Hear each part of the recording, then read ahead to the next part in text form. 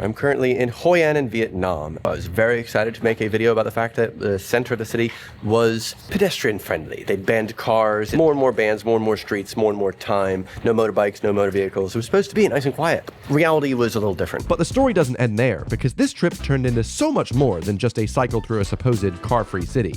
Oh, so like what's the point of these rules, mate? We discovered how Hoi An's iconic Cao Lao noodles are still made in the traditional way. Oh my god, it's so hot. Oh. Yeah. Tried the most famous banh mi in all of Vietnam, well, depending on who you ask. The bread is so shiny.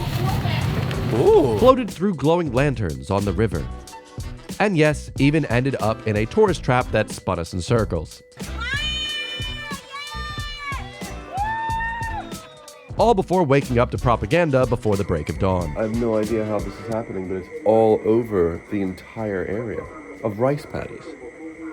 So yeah, Hoi An might not have been what I expected, but let me take you to the top to show you how it all unfolds. This is an experience I'm so happy I get to do. So I will say, I don't trust those brakes. Heather and I have just gotten into Hoi An. I do not think this camera is good at this level of darkness, but this is a city that is very much a cycling city. And so we're going to be cycling at 8 p.m. here into the old town across a bridge. We're going to be getting some traditional food from the central Vietnam region. Which side of the bridge are we driving? It's on the right-hand side in most countries except island nations like Australia, New Zealand, Japan, and England. Truth be told, cycling into Hoi An from the island we were on in the south was actually pretty easy if you don't count this crazy loud bridge in between and my untrustworthy brakes. That bridge is absolutely insane.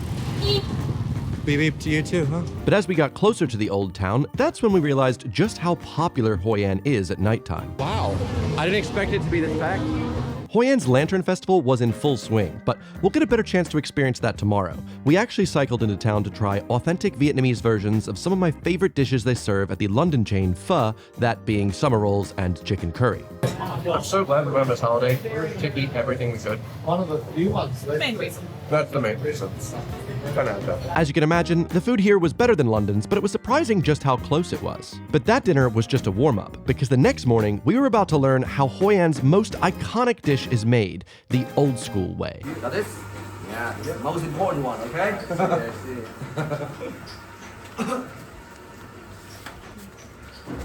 Cao Lao is the most iconic noodle dish in Hoi An, and there's only 1 or 2 families left who still make the noodles the traditional way. So at 4 in the morning, we got to pay them a visit to see how exactly it's made. The M family has been making these noodles for generations, and they do it all by hand, working through the night nearly every night of the year.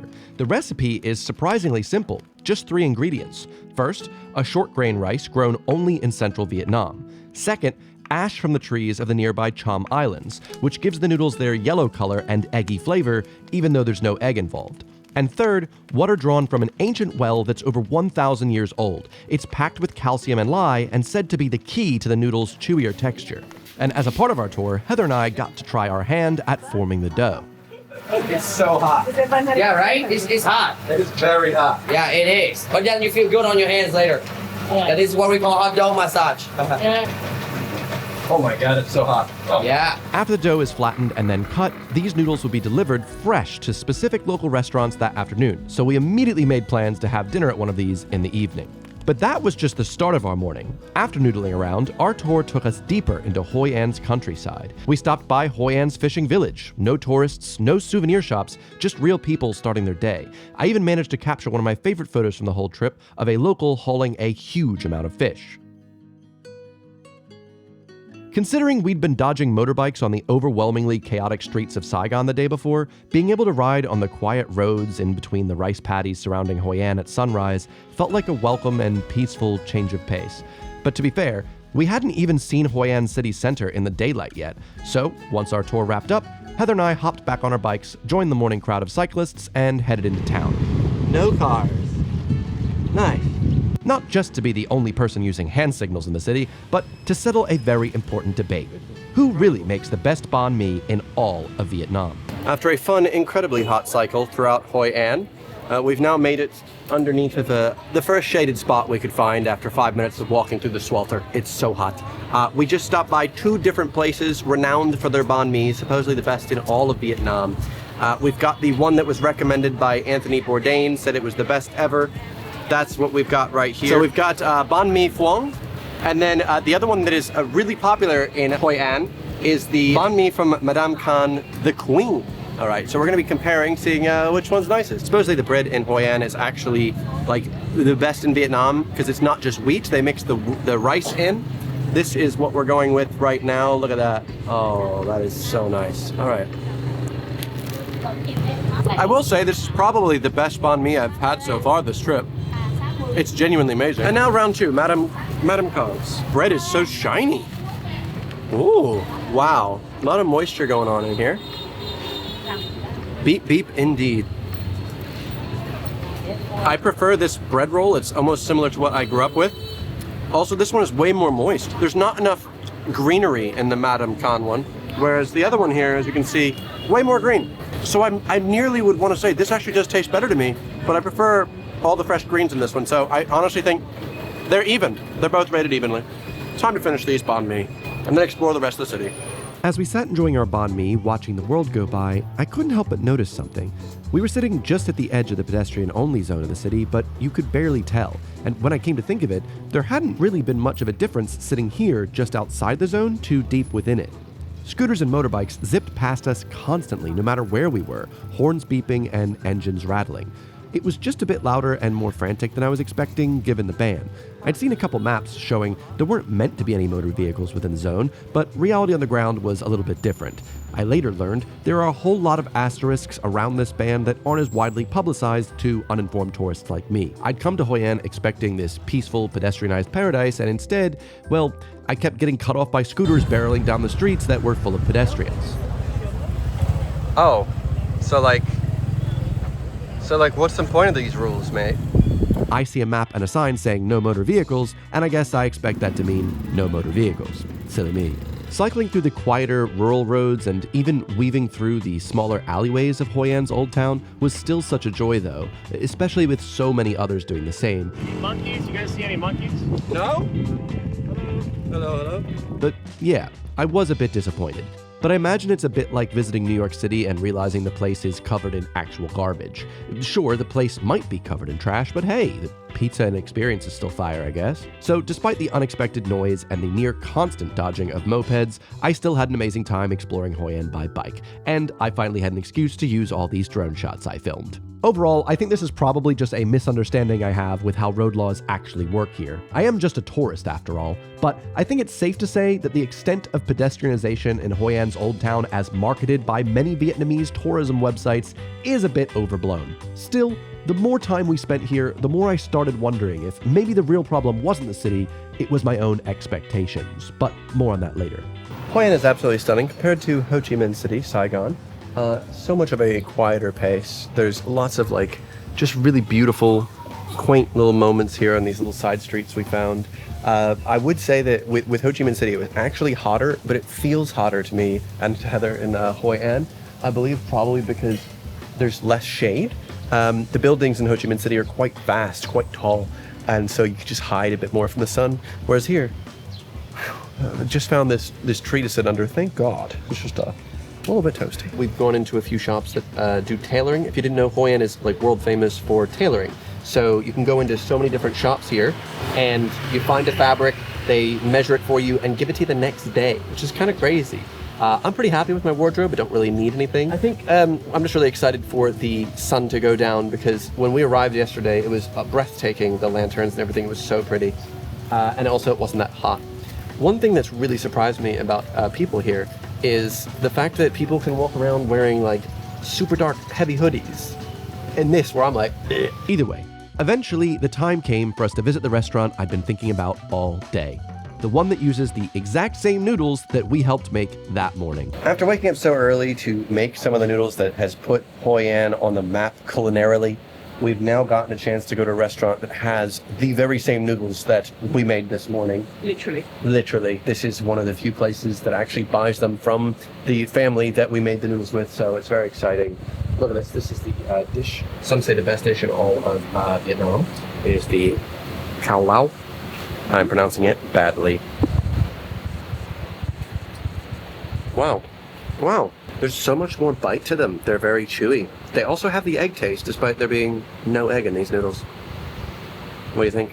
It's delicious. Oh my god. And then finally, with a belly full of noodles, we stepped outside to watch the sun go down and the lantern lights go up. Every evening in Hoi An, the old town is lit by tens of thousands of multicolored lanterns. They hang over every street, above every storefront, glowing in reds, blues, yellows. It's beautiful. This tradition of lanterns here can be traced back to the Chinese settlers who arrived in the 16th century. They brought with them the belief that lanterns bring luck and ward off bad spirits. Over time, it became a symbol for Hoi An itself. And while yes, the whole thing can feel somewhat touristy, it's still undeniably magical. Like, it just feels like all these people coming together just to make the place look really, really pretty. Like, you can't deny just how beautiful adding all these lanterns to every single street and storefront is.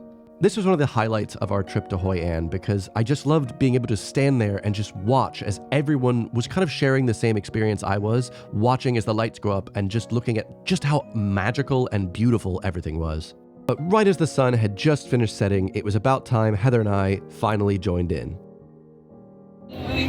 The orange life preservers really make this for me. For a little under £2 each, we hopped in a little lantern-lit boat and floated down the river as candles drifted alongside us, and I guess because we look super British, our boat captain put on some Ed Sheeran for us. I'm not gonna lie, it actually was quite romantic. It feels like one of those things where the more you lean into it, the more lovely it becomes. Everywhere you look is more dazzling displays of lanterns and their shimmering reflections in the river below. And just as our boat ride was winding down, we spotted something a little unexpected. An Irish pub.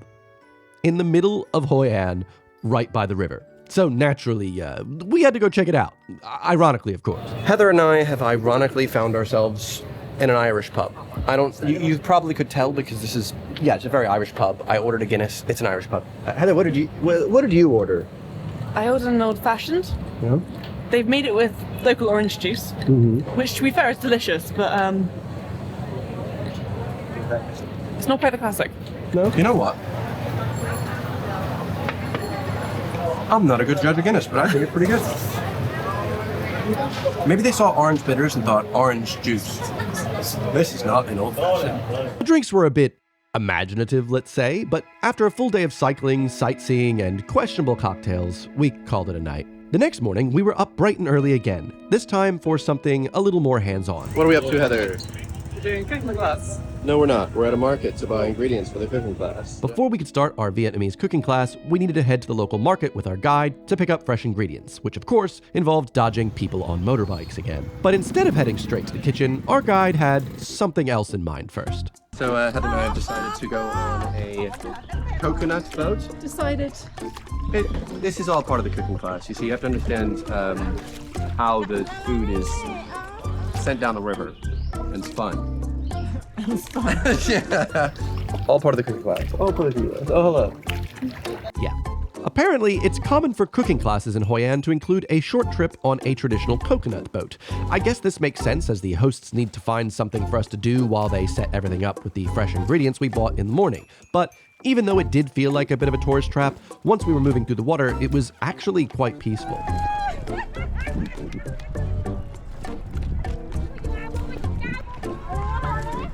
That is, until they started spinning us.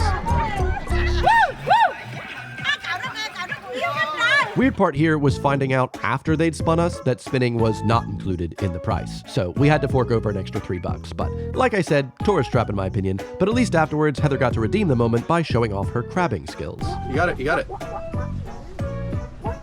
Wow! Yeah! This is so pretty. Oh my god, yeah. After all that spinning, crabbing, and chaos, it was finally time to do what we came here for. Cooking class time. We finally got into the kitchen, and the first thing we learned to make was a peanut sauce, which was way easier than I expected. Like some peanut butter, miso paste, frying up some garlic here. It's so fast. This comes together so fast. Wow. Homemade peanut sauce. Next, some summer rolls, starting with some rice paper. Rice paper. Look at him, he's like tires. Then came the star of the show. Banse, sizzling pancake. It's called a perfect flipper. Some people are naturals, Heather. So one of my favorite parts about this dish, after you're done making the crispy pancake, that's actually step one. Step two, actually. Step one, sauce. Step two, make a crispy pancake. Step three, you then wrap it up in all the fresh herbs and fresh leaves, and it adds such an added value. Oh, look at that. Look at that. Oh, that's so nice. My name is Chef. This was a dish I'd only learned about the week before in Saigon, but I absolutely loved it, so I was so excited to be able to make it for myself. So much texture, so much flavor, all wrapped up into one amazing dish. Absolutely love it. It's fucking perfect. And finally, we made a dish that left the biggest impression. Well, on my eyebrows, I suppose. A beef noodle salad. Look at that. Very nice. Cooking is one of my all-time favorite things to do, so I'm super excited to be able to recreate these dishes for my friends once I get home. I even have some authentic one-year aged fish sauce I got from Hoi An to add to the mix. All the flavors go so well. Either way, we wrapped up the class having cooked some truly amazing Vietnamese food. But after all the chopping, sizzling, and a little bit of almost setting myself on fire, we finally had the chance to just breathe. Normally when I travel, I get so caught up in trying to do everything, see everything, film everything, that I barely even get a chance to see the places I'm actually staying at. But this time was different, because this time Heather went, actually, Evan, I think we've been going nonstop for the last couple days, and it'd be nice if we just took a break for once. And I was like, what? And so you know what? Thanks, Heather. That was a great idea. The place we were staying was tucked away outside of the city on an island that was about an 8-minute cycle away from the old town. All around us in every direction were rice paddies, and I found it so calming just to sit there and watch as the wind blew the rice to and fro. I'd never quite ever seen that in my entire life, but just sitting there and watching the fronds go back and forth was so satisfying. It was peaceful, beautifully designed, and for the first time in a while, it actually felt like we were able to slow down and appreciate it. One of the main reasons we had chosen this place that was a bit further out was because we'd heard so much about Hoi An being a cycle-friendly place. And you know what? For the most part, it very much is. Every time we left our place by bike, day or night, we had a wonderful and safe journey, and that's more than I could say for a lot of the places that I've been, especially where I grew up. The problem is, if you've always got your comparison hat on, looking at some place or something and comparing it to somewhere else, well, there's a pretty big chance you're going to miss out on what's right in front of you. Hoi An wasn't the car-free utopia I'd pictured. The center was not quiet, and no, it wasn't perfect. But it was beautiful, it was vibrant, and it was real. It was Hoi An, not in direct comparison to anywhere else, but itself. Sometimes it's not about chasing the version of the place that you had in your head. It's about appreciating the messy, noisy, colorful place that you find when you actually get there. And honestly, I'd take that version any day. And with that, I figured we'd get a good night's sleep before our onward flight, until the next morning at 4:30 a.m. when we woke up to what I can only describe as government-sponsored karaoke. It's about 4:30 in the morning. We just heard some random music. I think it's propaganda.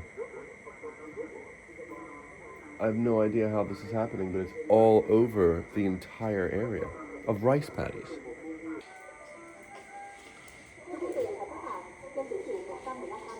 So yeah, I looked this up afterwards, and it turns out the propaganda bit isn't actually a joke.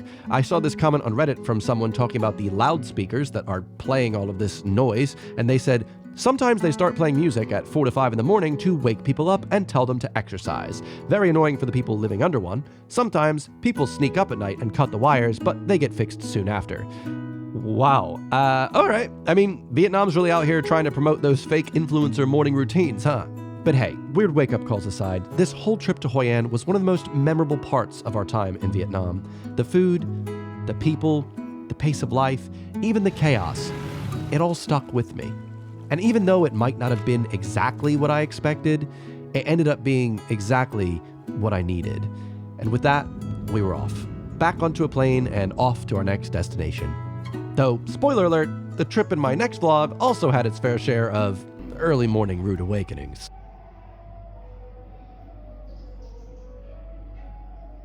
I hope you enjoyed this one and one day get a chance to visit Hoi An yourself. Thanks so much for watching, and I hope to see you on the next one. Goodbye.